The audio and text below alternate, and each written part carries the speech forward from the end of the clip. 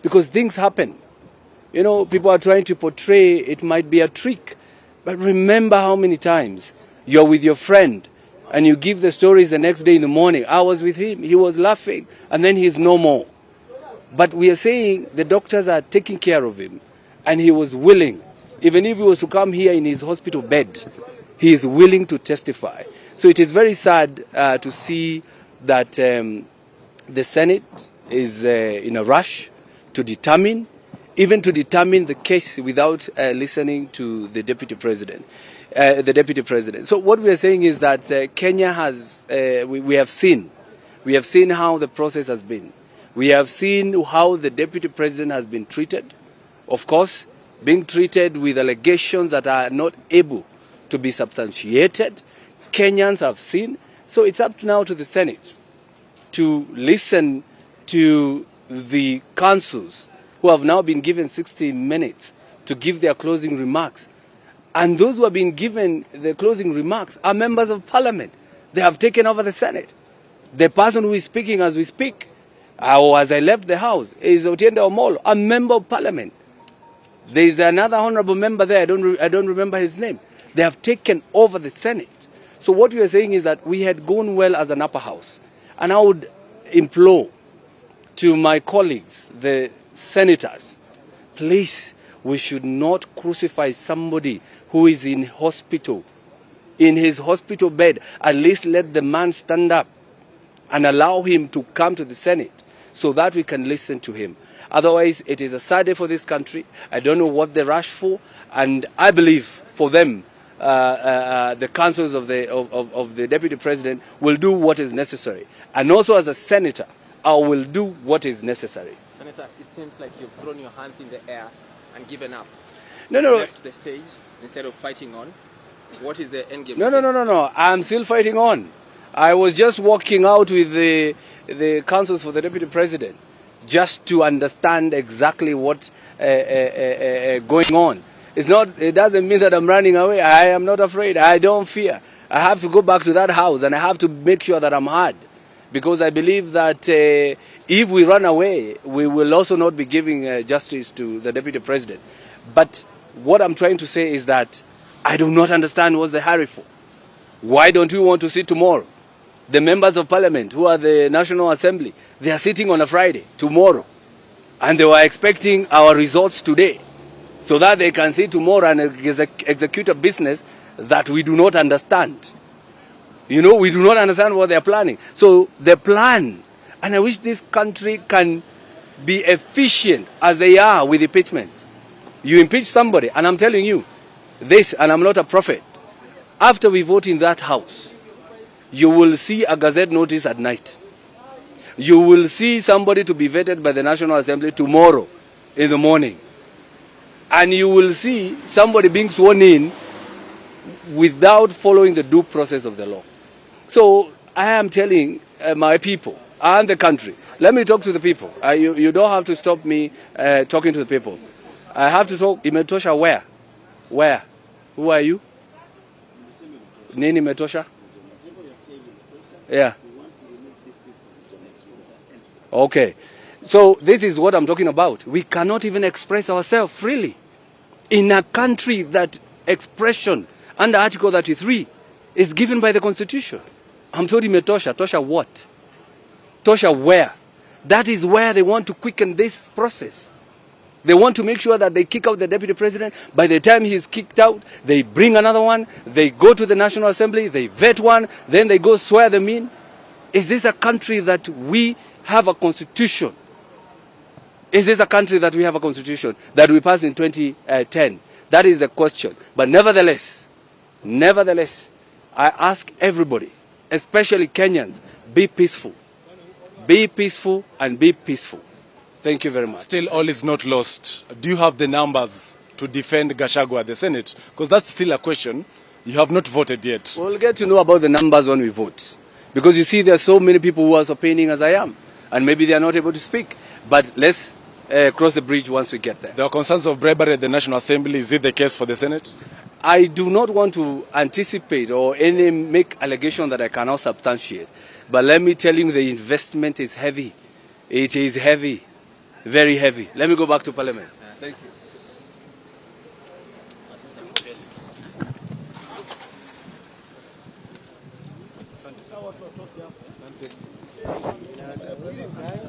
Police presence. Media sio watu.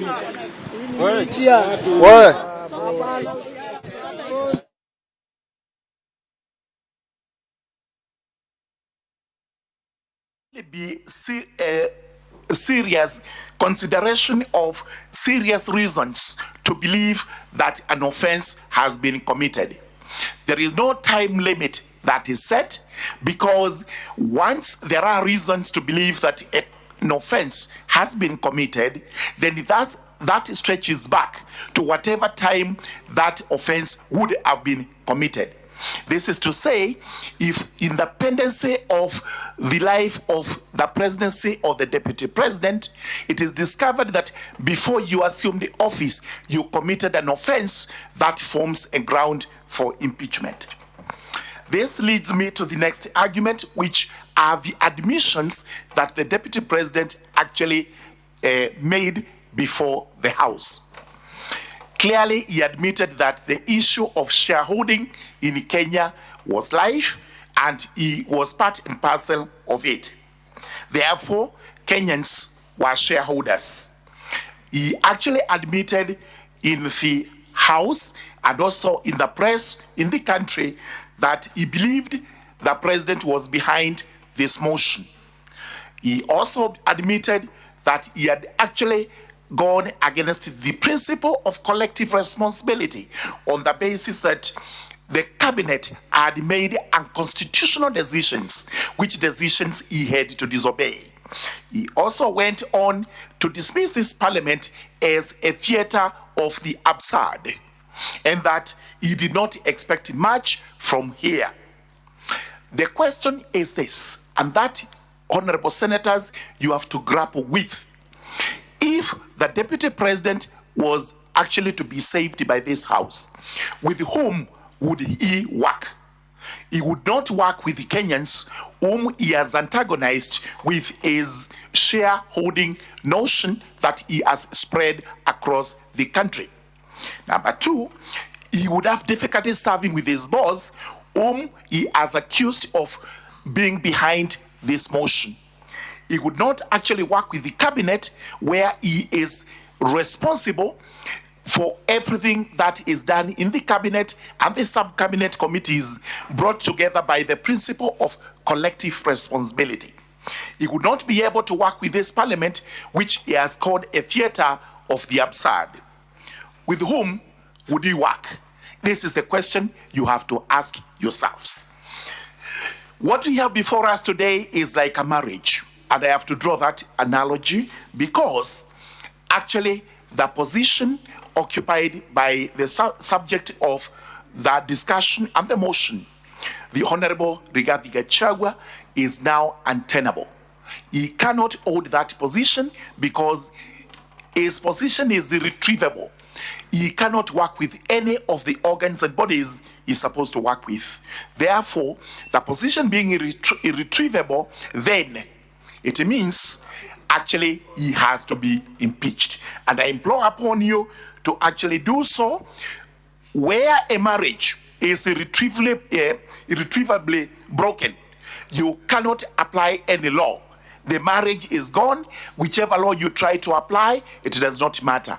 For the deputy president today, we cannot apply any measure of legalese because this is not likely to assist us in any way. The position remains, this is a political process, these political offices they are holding, and therefore they are irretrievably broken. As I pen off, honorable senators, honorable speaker, sir, I will refer you to a biblical book in the Old Testament, the book of Jonah, chapter 1. And when the senators retire, they can actually look at that, the entire chapter. What happened here when Jonah disobeyed the command from his superior, and that was the deity? He actually had to flee. And when he fled, he took a ship to a different city, not where he had been commanded to go. What remained was, on the journey, the waters were faced with tempest, and eventually the tempest had to be calmed by tossing Jonah out of the ship.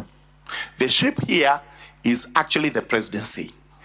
The ocean is actually Kenya.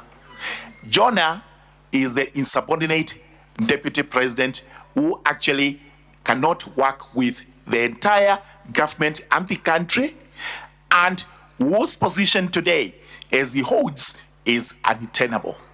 With those remarks, I urge you, honorable senators, to actually uphold this motion, and to the best of my belief and conviction, not only ground 11, which I have submitted, the rest of the grounds have been approved. Thank you very much. 2 minutes to Honorable Zamzam, who is also going to make a statement and a submission. Thank you very much.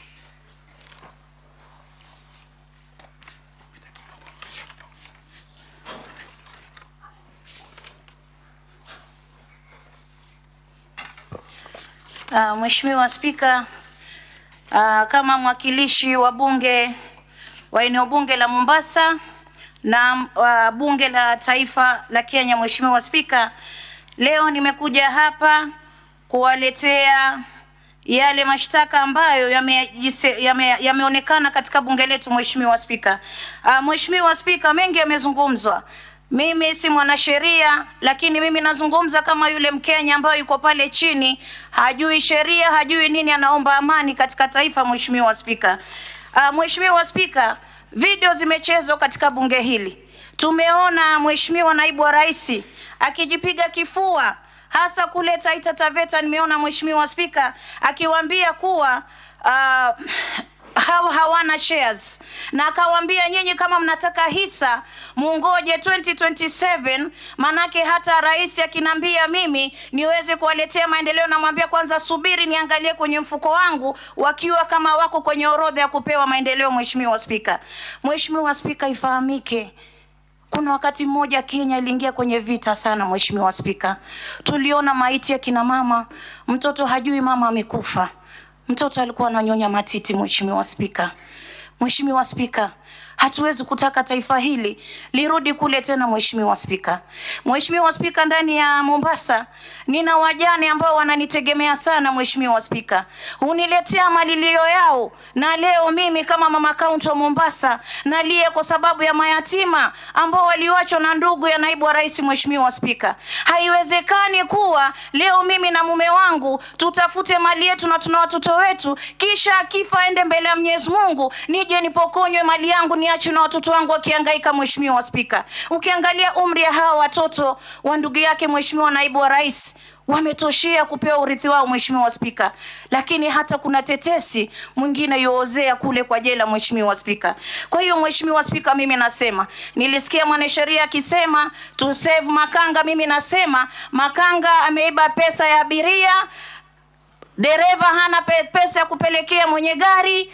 Kwa hiyo mimi nasema wamwache dereva apeleke abiria mpaka station ya mwisho, kisha akifika kule atajua atatafuta makanga mwingine namna gani. Mheshimiwa Spika, hatuna sisi uchungu na watu wa mlima, lakini tunachosema tulikuwa na Uhuru, tulikuwa na Kibaki, tulikuwa na Kenyatta, hatukuwahi kuona mambo ambayo tumeona kwa deputy president. Mheshimiwa Spika, huyu ni sumu, atavuruga Kenya, ataharibu Kenya. Naomba bunge hili la Seneti, amani ya Kenya iko kwenye mikono yenu, na waomba mtoe uamuzi wa uhakika. Huyu jamaa hapendezi kabisa kuwa katika nafasi ambayo yuko ndani sasa, na waomba kwa heshima na taadhima tuweze kumtimua leo, Kenya iweze kupata mtu ambaye atamsaidia rais kufanya kazi akiwa ameweka amani na umoja wa Kenya mbele. Asante sana Mheshimiwa Spika.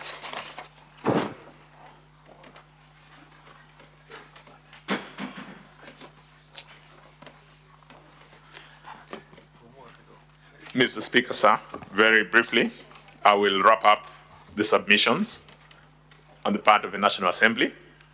I'll endeavor not to repeat what has already been captured on the record. Mr. Speaker, sir, I have agonized and reflected on the place of impeachment proceedings, not just in our country, but across the world and across other democracies. Mr. Speaker, sir, I've had occasion to look at the history, particularly of the United States of America, from the days of Andrew Johnson in 1868, Richard Nixon in 1974, Bill Clinton 1998, and Donald Trump 2019. Mr. Speaker, sir, I asked myself, what does impeachment proceedings seek to serve in a democracy? In my reflections, one of the clear conclusions is that it is a check and a balance through which the populace can then hold their leaders accountable. It is an avenue through which the populace can ask their leaders whether they're doing that which is in keeping with the social contract or the understanding that they had at the point of election or delegating their direct powers to those elected leaders. So in the context of Kenya, where then do we find impeachment? Mr. Speaker, sir, our history has taught us very bitter lessons. We remember the events that bedeviled our country after the 2007 elections. It is after those events that we gave ourselves a new constitution. In that new constitution, Mr. Speaker, sir, we found it necessary to, in an unprecedented way, speak about our values, speak about the fabric of our society, the things that pull us together, the things that we share as a people. The preamble to our constitution, in particular, paragraph 3, reads, "We, the people of Kenya, proud of our ethnic, cultural, religious diversity, and determined to live in peace and unity as one indivisible sovereign nation," and continues so on and so forth. From those words, we realize what the thinking of the Kenyan people was right from page 1 of framing of our constitution. We then went to substantive provisions. A lot has been said about Article 10 of our constitution, to the extent that it speaks to the values that as a people we want to be associated with. We have dedicated a whole chapter of our constitution to the questions around leadership and integrity. It then tells us how central the values that we hold are to each other as a nation. Now, if we look at impeachment from that lens, then we realize and appreciate that impeachment then comes in to hold our leaders at an even higher pedestal, so that we have a tone at the top that is acceptable, a tone that gives us what has been called elsewhere political hygiene. We have had occasion in this country where people who have been in positions of leadership have been treated in what other people have thought has been harsh treatments. But it is because when there's a tone at the leadership to be set, it must be clear, it must be vibrant, and it must be the right tone. We've had leadership, people from the leadership who've lost their office because of having pinched somebody. We have people who have lost their offices because of utterances that were considered inappropriate. A slap has gotten somebody to go through a fairly painful process. It is because the slap is not necessarily the issue, it is the message that it sends. And so similarly, when we talk about our leaders, we then must ask ourselves, what does one wrong word do to the fabric of our society? It is on the basis of that background that we then consider the impeachment motion that is currently before this House. My colleagues who have spoken before me have taken us through the provisions of Article 150, 1B, which then speaks to the very grounds that this House should consider in whether to impeach His Excellency, the Deputy President, or not. I wouldn't want to go into those grounds because the record before this House contains material in support of those grounds. I would urge, Mr. Speaker, sir, that now that His Excellency the Deputy President has had occasion to present material before this House, that this House could consider in response to the motion for impeachment. When you retire to debate, to deliberate, we urge that you take into consideration the entirety of that material. We also ask that you also take time to look at what the mover of the motion presented before this House, as well as all the witnesses, including what came from public participation. That would give us an opportunity to, in a very objective way, reflect on what and how to deal with the questions that have been presented. I need not go into the specifics of each of the charges, but if I was to give examples, when we have a leader occupying the high office of the Deputy President of this country, somebody who is required by the Constitution to take an oath confirming or affirming to Kenyans that they will not divulge whatever comes out of secrecy, out of confidential conversations that come to their knowledge by virtue of the office that they occupy. If that person then defies that bond or that commitment that they've had with Kenyans, it is a gross violation. Similarly, when we have somebody occupying the space of the high calling of the office of the Deputy President, admitting issues that would amount to conflict of interest between his personal interest, his family interest, and which have financial implications. Again, our laws then dictate that those are reasons that would would be sufficient to impeach such a Deputy President.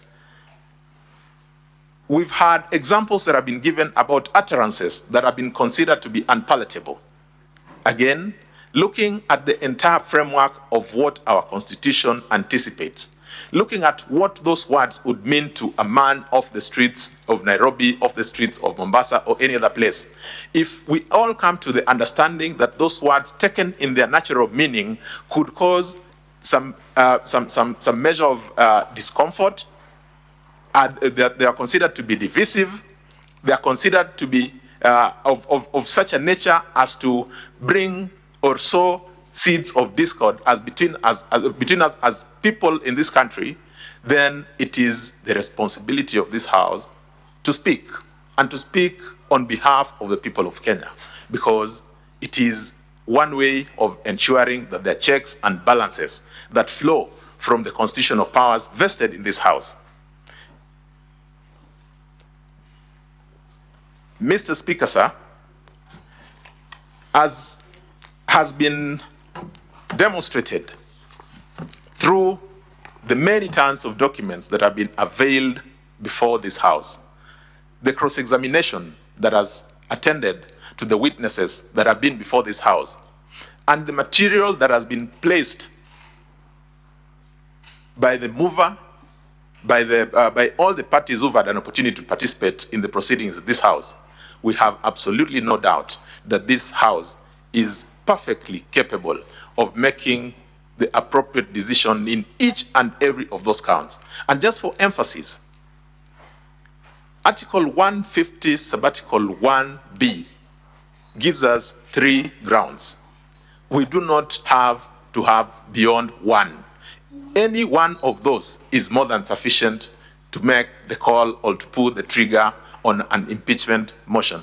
Mr. Speaker, with that, I rest, and we thank you for according us this opportunity this evening. Most obliged. So, are you done now with your submissions? Yes, Mr. Speaker, sir. Thank you. We are done. Thank you. Now, honorable senators, I'll refer you to the program. You will notice that after the closing statements from the parties, the Senate is supposed to move to a closed session to deliberate on the issues that have been raised. And that is pursuant to our rules of procedure. that is demanded of us by the rules of procedure. So at this juncture, I will allow the parties to retire as the Senate moves to a closed session. That closed session will take us not more than half an hour. After that, we'll come back. Once we are back, there's going to be a special motion contained in an order paper. That is the motion that will allow debate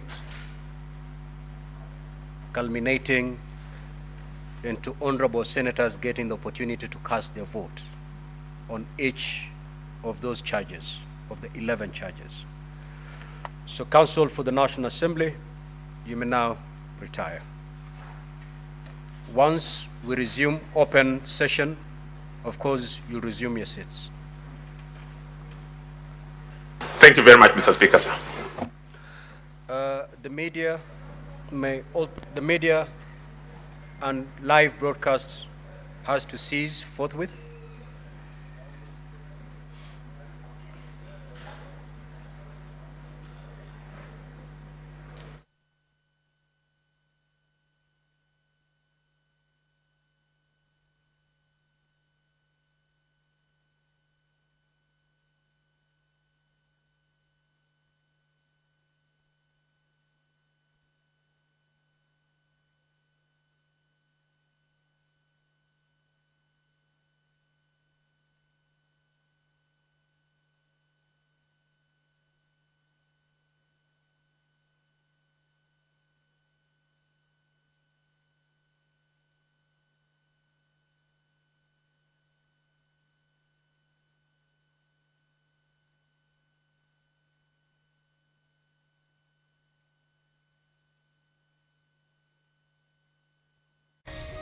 Hihi wena kiuria kana woni wegi umemerekia wa Kameme TV.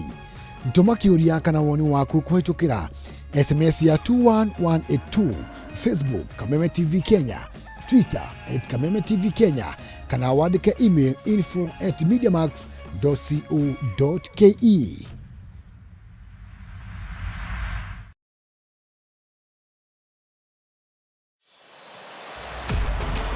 75 days since the last day of last season.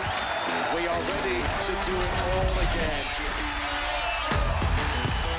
Phil Foden is having the season of his life. Brilliant!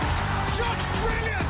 That is quite something! Dial *423#. Get DSTV Compact for 3,700 Kenya shillings and connect to all the football you want on DSTV.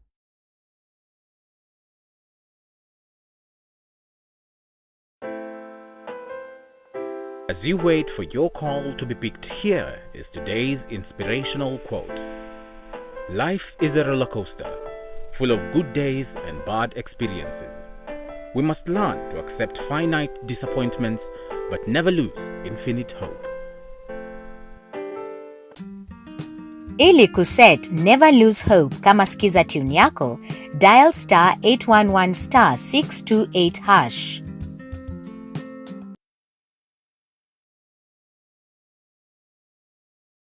Karibuni. Hii ndio bed ya the best local entertainment. Sitakubali ukalie kiti cha umiliki katika kampuni ya mume wangu. Tell me where my money is and I'll make this quick and painless.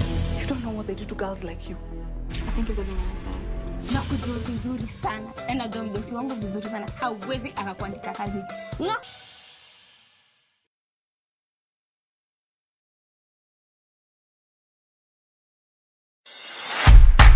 At People Daily, we believe small actions lead to monumental changes.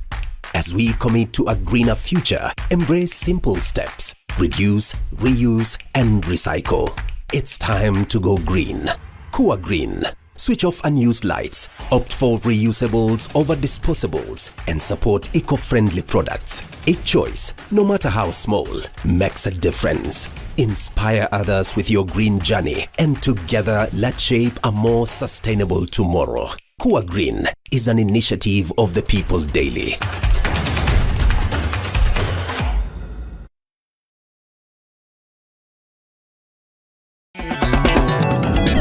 Bishop Julius Karano wa ACK Diocese ya Murang'a South, Reverend Dr. Muremi Misheni Director, na Reverend Paul Gushu Vika wa ACK All Saints Kafati Mokerezu Parish ni maragwetera The Great Harvest Mission. The Great Harvest Mission. Mwena wa Kafati tauni kwambĩrĩria mweri 14 nginya mweri 20 Oktoba. Oho, Friday tariki 18 nĩgũgakorwo na kesha ACK Kafati ĩrĩa ĩkamemerekio ĩmwe kwa ĩmwe Kameme TV safari-inĩ ya kĩgoco ĩrĩa ĩtongoragio nĩ Martin Janet HSC. Mĩogoko cemanie na Inigo Thita Chichiro wa GP